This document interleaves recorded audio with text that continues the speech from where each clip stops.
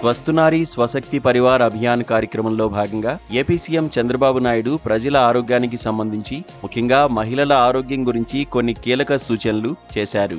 మనం రోజు తినే వంటలో ఆయిల్, షుగర్, ఉప్పు తగ్గిస్తే ఆరోగ్యం ఇప్పటికంటే బాగుంటుందని తెలిపారు.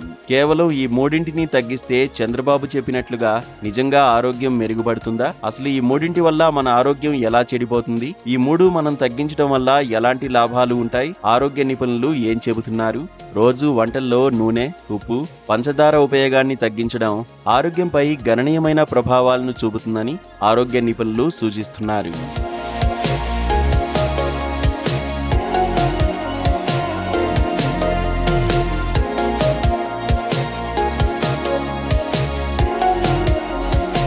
ఈ మూడు అంశాలు మన ఆహారంలో ఎక్కువగా ఉపయోగించడం వల్ల వాటి అధిక మోతాదు గుండె జబ్బులు, రక్తపోటు, మధుమేహం వంటి అనేక వ్యాధులకు దారితీస్తుంది. నూనెను తగ్గించడం ద్వారా శరీరంలో కొవ్వు సేకరణ తగ్గుతుంది. ఇది బరువు తగ్గడంలో సహాయపడుతుంది. గుండె ఆరోగ్యాన్ని మెరుగుపరుస్తుంది. ఉప్పు తగ్గించడం రక్తంలో సోడియం స్థాయిలను నియంత్రిస్తుంది. ఇది రక్తపోటు నివారణలో కీలకం. పంచదార తగ్గించడం రక్తంలో చక్కెర స్థాయిలను సమతుల్యం చేస్తుంది. ఇది మధుమేహం వచ్చే రిస్కును తగ్గిస్తుంది. వంటల్లో నూనెను తగ్గించడం ద్వారా క్యాలరీ తీసుకోవడం తగ్గుతుంది. ఇది ఊబకాయం నివారణకు దోహదపడుతుంది. అధిక నూనె వల్ల కొలెస్ట్రాల్ పెరుగుతుంది. ఇది గుండె జబ్బులకు కారణమవుతుంది. నూనె తక్కువగా ఉపయోగిస్తే శరీరం ఆరోగ్యకరమైన రీతిలో పనిచేస్తుంది.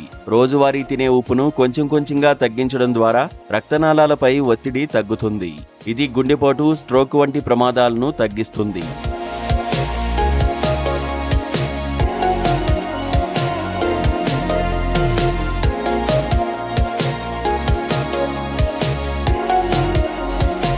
పంచదార తగ్గించడం ద్వారా ఇన్సులిన్ స్థాయిలు సమతుల్యంగా ఉంటాయి. ఇది టైప్ 2 మధుమేహాన్ని నివారిస్తుంది. రోజువారీ ఆహారంలో ఈ మూడు అంశాలను తగ్గించడం మన జీవన శైలిని మెరుగుపరుస్తుంది.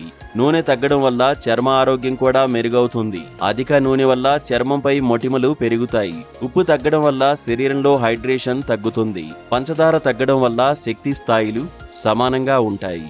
ఇది మానసిక ఆరోగ్యాన్ని కూడా మెరుగుపరుస్తుంది.